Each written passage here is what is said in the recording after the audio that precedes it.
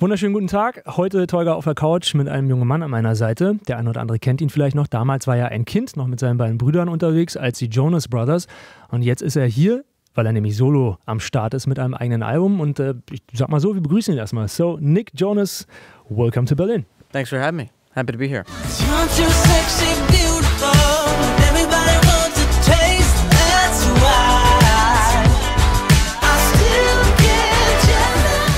The last time you were here, you had your brothers with you. So now it's your first time in Germany without your brothers. Is that sort of a new feeling, maybe? Yeah, it is. You know, it's been interesting traveling to different parts of the world that I haven't been to in a few years. This time on my own. It feels good though. You know, it really is a new chapter for me of setting myself up as a solo artist, and great to see that traveling to these different territories has been, you know, so incredible. And even though I'm by myself, it still feels really good. Dating girls is pretty cool, but sometimes it can be really hard to kind of convince them to date you. So what was the most embarrassing thing you ever did to impress a girl? Ooh, the most embarrassing thing I ever did. I think I painted for a girl once, and I'm a terrible artist, so that didn't go over very well, but she still thought it was sweet, so that's all that matters.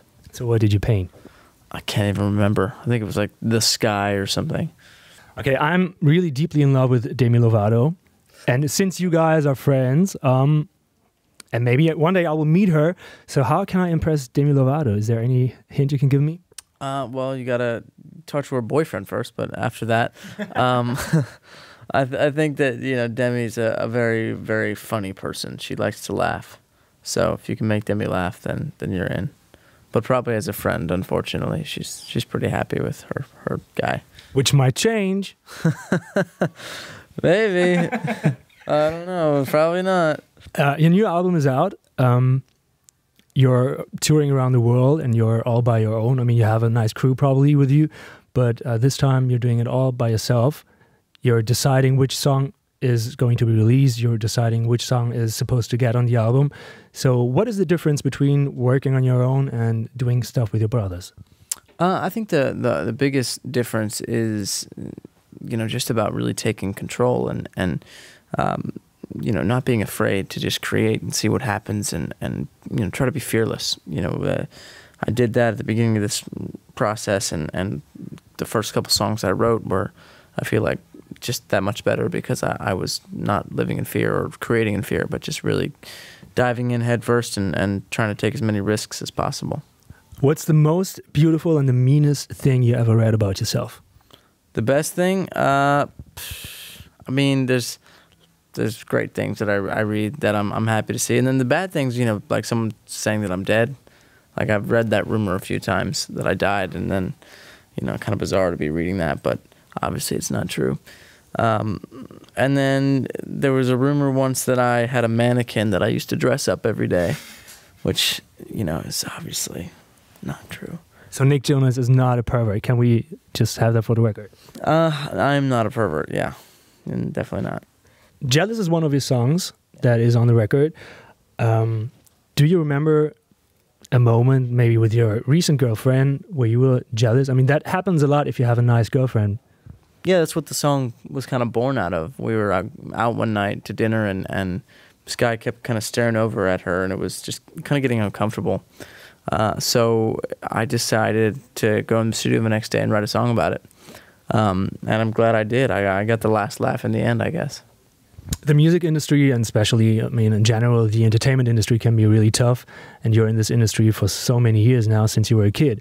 What would you say was the toughest thing that you had to experience while growing up as an artist? I think the toughest thing that I experienced was probably just people's care and interest in my personal life. You know, I try to live a fairly normal and quiet life, and when people kind of you know, pay more attention to it than I feel like is necessary, it gets a little strange.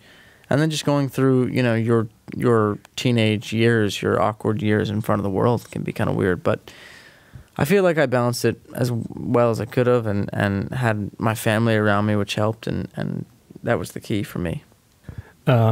Besides doing music, obviously you're still acting. You're on a show called Kingdom, which hasn't aired in Germany yet. If you could choose a co-star to make out with, since you're playing a gay character, I'm going to give you 2 opportunities, and you have to decide which actor you would prefer to be. Got it. So, Jake Gyllenhaal or Tobey Maguire? I mean, you know, Gyllenhaal's hair is just so fantastic. There are not many gay characters in American movies. What do you think is the reason for that? I mean, that's pretty obvious to people that live in Europe.